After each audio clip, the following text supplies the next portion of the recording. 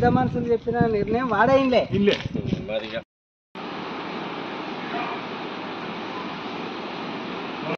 Lottery చేశారు. ఆ తర్వాత బీడీల కార్మికులు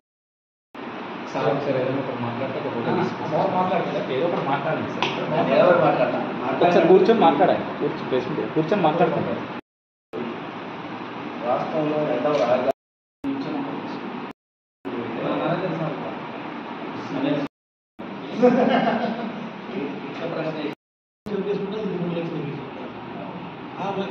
తెలంగాణ రాష్ట్రం వచ్చిన తర్వాత ఇప్పటికీ 12 సంవత్సరాలు పూర్తి అవుతున్న సందర్భంగా వరంగల్ యొక్క ఉమ్మడి జిల్లా కానీ లేదా వరంగల్ మహానగరం యొక్క అభివృద్ధిని చూస్తే చాలా ఆందోళనకరమైనటువంటి పరిస్థితి, ఆశాజనకరం లేని పరిస్థితి కనిపిస్తాయి.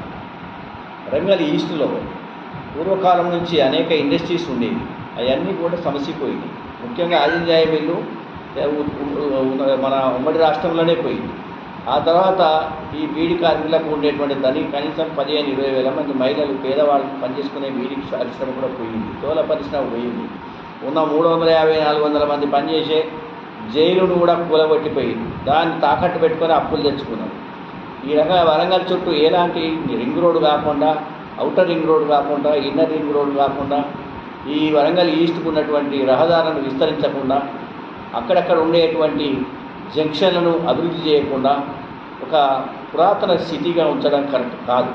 ఇప్పటికీ అలా నాశనం చేసిన కేసీఆర్ను గద్దెదించి కాంగ్రెస్ ప్రభుత్వానికి అవకాశం ఇచ్చారు ప్రజలు. అలాంటప్పుడు ఉమ్మడి జిల్లా యొక్క అభివృద్ధిని వాళ్ళు ఇక్కడ ఉన్నటువంటి 11-12 మంది ఎమ్మెల్యేలు, 2 ఎంపీలు, అనేక మంది ఎమ్మెల్సీలు ఉన్నారు. మరి జిల్లా యొక్క అభివృద్ధి గురించి ఏమాత్రం పట్టించుకోకపోవడం అనేది చాలా దురదృష్టకరమైనటువంటి పరిణామం. మరి కొత్త ప్రభుత్వం వచ్చిన తర్వాత కూడా 6,000 కోట్ల రూపాయల ప్యాకేజీ అనౌన్స్ చేసిండ్రు. దానికి సంబంధించిన కార్యక్రమాలు ఇంతవరకు కూడా మొదలు పెట్టలేదు. కాబట్టి ఇక్కడ ఉన్న మంత్రులు కానీ, ఎమ్మెల్యేలు కానీ రాష్ట్ర ప్రభుత్వంపై ఒత్తిడి తీసుకొచ్చి 6,000 కోట్ల రూపాయల ప్యాకేజీని అమలు చేయాలని ఇలా వరంగల్ ప్రజలు అడుగుతూ ఉన్నారు. అదేవిధంగా ఒక చరిత్ర కలిగినటువంటి మహానగరాన్ని, ఒక కళలకు పుట్టినిల్లైనటువంటి ఈ వరంగల్ను, ఓరుగల్లును కాకతీయుల పరిపాలనలో దాదాపు ఒరిస్సా నుండి తమిళనాడు వరకు, అటు కర్ణాటక వరకు, మహారాష్ట్ర వరకు పరిపాలించినటువంటి రాజ్యానికి ఈ ఓరుగల్లు ఒక ముఖ్య పట్టణంగా ఉన్నటువంటి 200 సంవత్సరాలు వెలిసిన పట్టణాన్ని అలా 2 ముక్కలు చేసి వికట అట్టహాసం చేసినటువంటి కేసీఆర్కు బుద్ధి చెప్పి ఈ జిల్లా ప్రజలు 12 సీట్లలో 10 సీట్లు కాంగ్రెస్కి అప్పగిస్తే మరి కాంగ్రెస్ ప్రభుత్వం ఏర్పడ్డది. 2 మంత్రులు ఉన్నారు, 11 మంది కడియం శ్రీహరి గారితో పాటు 11 మంది ఎమ్మెల్యేలు ఉన్నారు, 2 ఎంపీలు ఉన్నారు కాంగ్రెస్ వాళ్ళు. ఈ జిల్లాను 2 జిల్లాలను కలపడం, ఇక్కడ ఉన్నటువంటి పరిశ్రమల కేంద్రాన్ని పరిశ్రమల అభివృద్ధి కేంద్రంగా మార్చాలి. అది ఎన్నడో చంద్రబాబు నాయుడు గారు చెప్పినప్పుడు కడియం శ్రీహరి గారితో సహా అందరూ ఏమన్నారంటే హైదరాబాద్ టు వరంగల్ ఒక ఇండస్ట్రియల్ కారిడార్ అని డిక్లేర్ చేసింది. ఇప్పటి వరకు ఆ కారిడార్ ఇంకా కారిడార్లనే మిగిలిపోయింది. మీరైనా ఈ కారిడార్ను పునర్నిర్మాణం చేయాలి. అదేవిధంగా 2 జిల్లాలను కలపాలి. ఇక్కడ ఉన్నటువంటి టెక్స్టైల్ పార్కు కేవలం 2,000 మంది ఉద్యోగులు, వాళ్ళు కూడా స్థానికేతరులు వచ్చి పనిచేస్తున్నారు. ఇక్కడి ప్రాంతం వాళ్ళకి ఎలాంటి ఉద్యోగాలు కానీ ఉపాధి కానీ లభించని స్థితి ఉంది. ఇక్కడ ఉన్నటువంటి కార్మికులకు కానీ నిరుద్యోగులకు కానీ ఒక శిక్షణ ఇచ్చి ఆ పరిశ్రమలలో స్థానికులు ఉద్యోగాలు వచ్చే విధంగా నిబంధనలు సృష్టించాలని, తయారు చేయాలనేటువంటి ఈ ప్రభుత్వం బాధ్యత అని మనం ఈ సందర్భంగా గుర్తు చేస్తున్నాం. అదేవిధంగా జైలు కూలగొడితే ఇవాళ చుట్టుప్రక్కల ఉన్నటువంటి నార్త్ తెలంగాణ ప్రజలు ఎవరైనా ఖైదీలు కానీ లేకపోతే బెయిల్ మీద వాళ్ళు రిమాండ్ చేసిన ఖైదీలను ఎక్కడెక్కడో కరీంనగర్లో, ఆదిలాబాద్ 100 సంవత్సరాల చరిత్ర ఉన్న జైలును మళ్ళీ ఇక్కడ పునర్నిర్మాణం చేయాలి.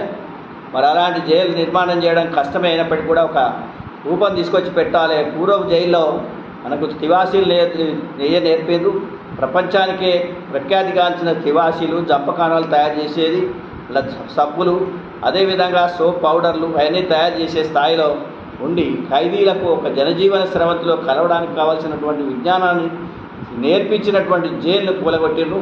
మళ్ళీ మీరు కాంగ్రెస్ ప్రభుత్వం ఈ జైలు పునర్నిర్మాణం చేయండి.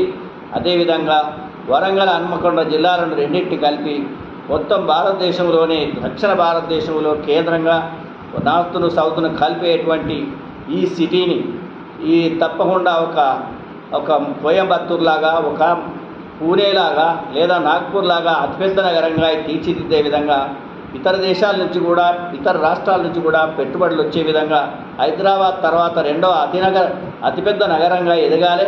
ఈ 4-5 పెద్ద జిల్లాల యొక్క యువతీ యువకులకు ఉద్యోగాలు లభించే వ్యవస్థగా మార్చాలి. కానీ రాజకీయాలు నడుస్తూనే ఉంటాయి, వస్తాంటారు పోతాంటారు నాయకులు. కానీ ఇక్కడ చేసిన అభివృద్ధి ఇటుకాల మధుసూదన్ రావు గారు కానీ టిఎస్ మూర్తి కానీ అదేవిధంగా రాజలింగం గారు చేసిన అభివృద్ధి ఇవాళ కళ్ళకు కనపెడతా ఉన్నది. 50 సంవత్సరాల నుంచి ఉన్న పరిశ్రమలు పోయినాయి, కొత్తవి రాలేదు. ఇప్పుడున్నటువంటి ఆధునిక నాయకత్వం తమ బాధ్యతను తీసుకోవాలి. కీచులాట కాదు, కలిసి పనిచేయాలి, సమిష్టిగా పనిచేయాలి, జిల్లాను అభివృద్ధి చేయాలి, ఈ ప్రాంతాన్ని అభివృద్ధి చేయాలనే ఆకాంక్ష ప్రజలకు ఉంది. అలాంటి దాన్ని మర్చిపోతే మొత్తం ప్రజలు క్షమించారని మనం చేస్తున్నాం.